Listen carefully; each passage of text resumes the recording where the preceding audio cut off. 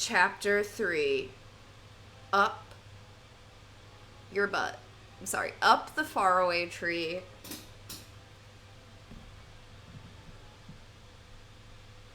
Wait, I want to smoke a little bit of weed for this. Yeah, have you ever read The Magic Faraway Tree on weed? Actually, no.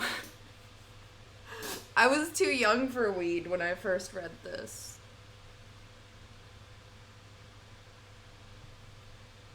And the second time I read it, and the 10th time that I read it. I think I read this book at least, like, every so often until I was, like, 15. And now that I'm 29, I'm enjoying the hell out of it.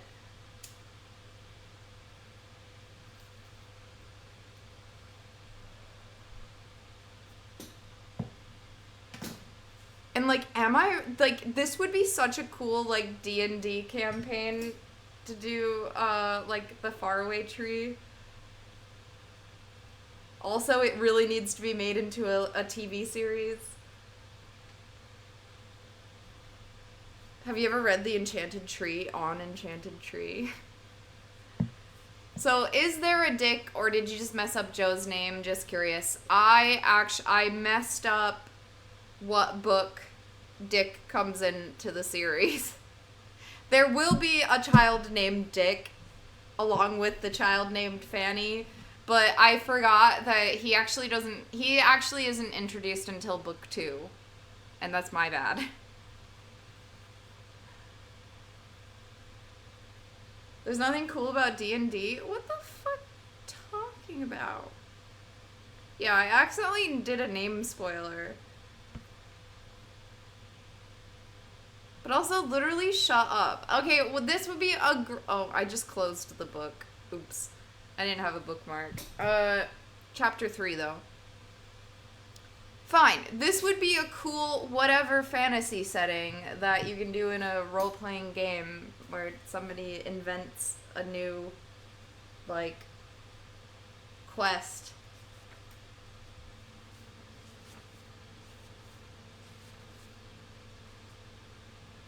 Yeah, you fucking heathen. Chapter 3. Up the faraway tree. That's great. I wasn't ready for Dick. Yeah. We only just met Fanny. We can't throw Dick into the mix. We can't throw Dick into the mix just yet.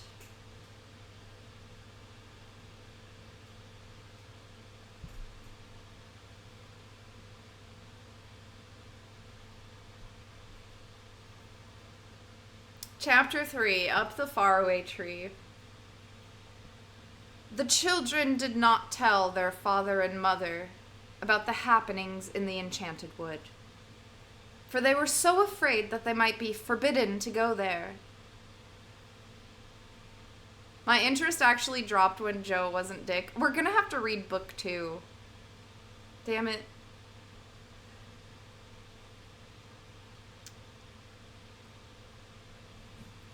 The children did not tell their father and mother about the happenings in the Enchanted Wood, for they were so afraid that they might be forbidden to go there.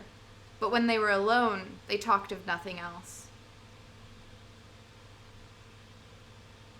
When do you suppose we could go up the faraway tree? Fanny kept asking. Oh, do let's go, Joe. Joe wanted to go very badly, but he was a little afraid of what might happen. And he knew that he ought to look after his 2 sisters and see that no harm ever came to them. Just suppose they all went up the faraway tree and never came back. Then he had an idea. Listen, he said. I know what we'll do. We'll climb up the tree and just see what's at the top. We don't need to go there. We can just look.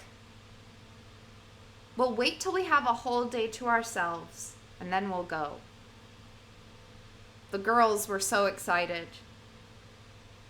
They worked hard in the house, hoping that their mother would say they could have a whole day to themselves. Joe worked hard in the garden too, clearing away all of the weeds. Their parents were very pleased.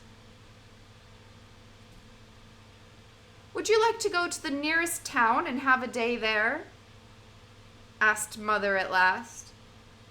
"No, thank you," said Joe at once. "We've had enough of towns, Mother. What we'd really like is to go and have a whole day picnic in the woods." "Very well," said Mother. "You can go tomorrow. Father and I are going off for the day to buy some things we need. You can take your dinner and tea and go off by yourselves, if it's fine and sunny." How the children hoped the day would be fine. They woke early and jumped out of bed. They pulled their curtains and looked out. The sky was as blue as cornflowers. The sun shone through the trees, and the shadows lay long and dewy on the grass. The enchanted wood stood dark and mysterious behind their garden. They all had breakfast. Then Mother cut sandwiches, put cakes into a bag, and 3 biscuits each. She sent Joe to pick some plums from the garden and told Bessie to take 2 bottles of lemonade. The children were most excited. Mother and Father set off to the town. The children waved goodbye from the gate. Then they tore indoors to get the bag in which their food had been put. They slammed the cottage door. Ah, adventures were in the air that morning. "Up the faraway tree, Joe, Bessie, and me," sang Fanny loudly. Wait, "Up the faraway tree, Joe, Bessie, and Fanny" would also rhyme. "Hush," said Joe. "We're not far from the enchanted wood. We don't want anyone to know what we're going to do." Hey. They ran down the back garden and out of the little gate at the end. And out of the little gate at the end. They stood still in the overgrown narrow lane and looked at one another. It was the first big adventure of their lives. What were they going to see? What were they going to do?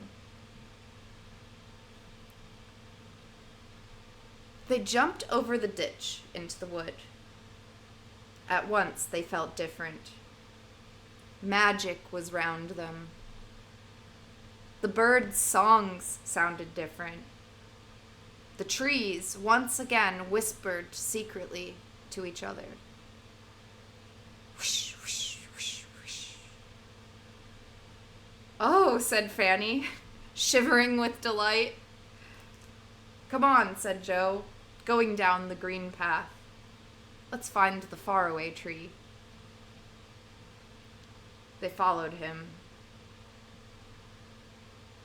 He went on till he came to the oak tree under which they had sat before. There were the 6 toadstools as well, on which the brownies had held their meeting, though the toadstools looked rather old and brown now. The toadstools looked rather brown and old now. "Which is the way now?" said Bessie, stopping. None of them knew. They set off down a little path, but they soon stopped, for they came to a strange place, where the trees stood so close together that they could go no further. They went back to the old oak tree. "Let's go this other way," said Bessie, so they set off in a different direction. But this time they came to a curious pond, whose waters were pale yellow and shone like butter. Bessie didn't like the look of the pond at all. And they all three went back once more to the oak tree.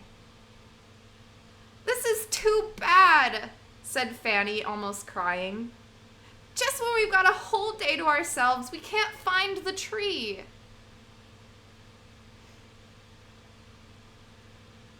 "I'll tell you what we'll do," said Joe suddenly. "We'll call those brownies. Don't you remember how they said they would help us when we wanted them?" "Of course," said Fanny. "We had to stand under this oak tree and whistle 7 times. "Go on, Joe, whistle," said Bessie. "Purse your lips and whistle, that's the thing."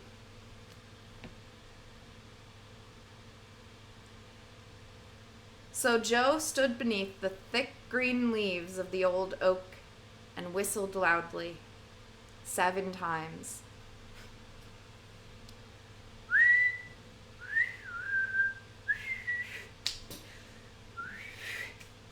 Excuse me.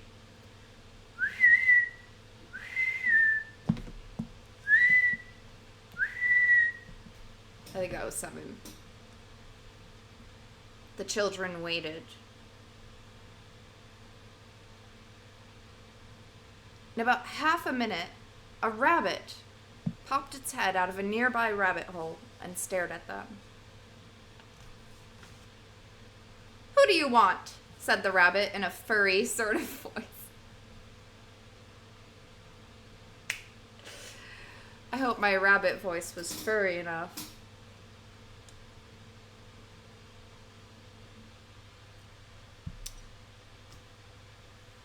The children stared in surprise. They had never heard an animal speak before. The rabbit put its ears up and down and spoke again, rather crossly. "Are you deaf? Who do you want?" I said. We want one of the brownies," said Joe, finding his tongue at last.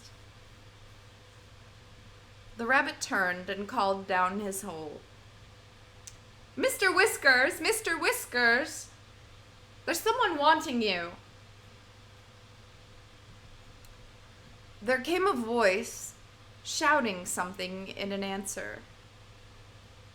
And then one of the 6 brownies squeezed out of the rabbit hole and stared at the children.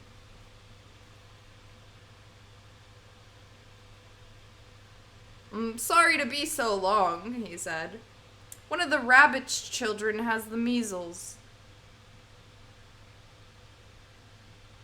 And I was down seeing to it." "I didn't think rabbits got the measles," said Bessie, astonished. "They more often get the weasels."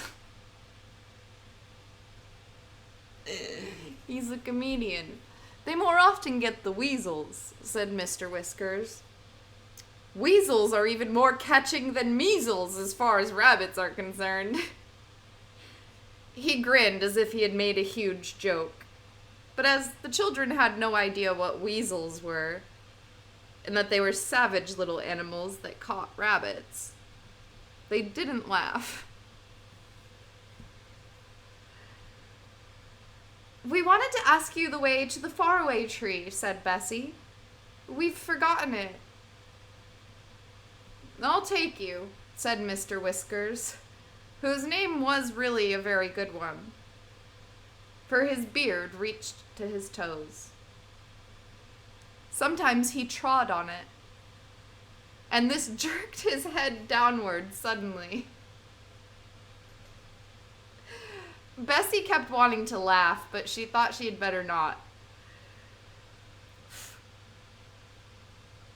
She wondered why he didn't tie it around his waist out of the way of his feet. Okay, I have a hair in my eye. This is what I get for laughing about measles and Mr. Whiskers.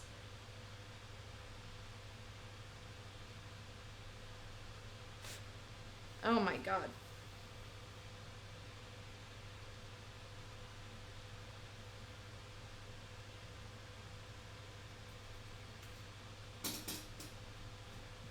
It's funny because hare is another name for rabbit. I'm so cursed. Or is it? I'm blurst. For real. Jesus. Okay. So, Mr. Whiskers, whose name was really a very good one, for his beard reached his toes. Sometimes he trod on it, and this jerked his head downward suddenly. Bessie kept wanting to laugh, but she thought she'd better not. She wondered why he didn't tie it round his waist, out of the way of his feet. Mr. Whiskers led the way between the dark trees.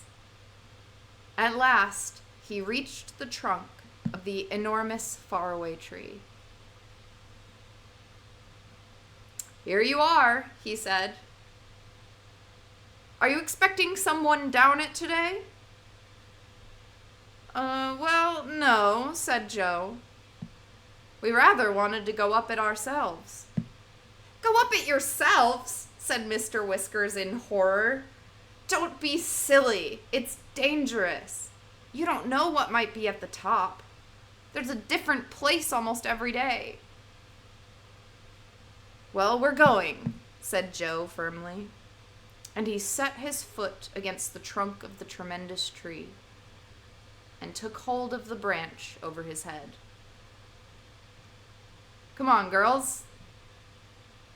I shall fetch my brothers and get you down, said Mr. Whiskers in a fright, and he scuttled off, crying, It's so dangerous! It's so dangerous! Do you suppose it is all right to go? Asked Bessie, who was usually the sensible one. Come on, Bessie, said Joe impatiently. We're only going to see what's at the top. Don't be a baby. I'm not, said Bessie, and she and Fanny hauled themselves up beside Joe. It doesn't look very difficult to climb. We'll soon be at the top. But it wasn't as easy as they thought, as you shall soon see.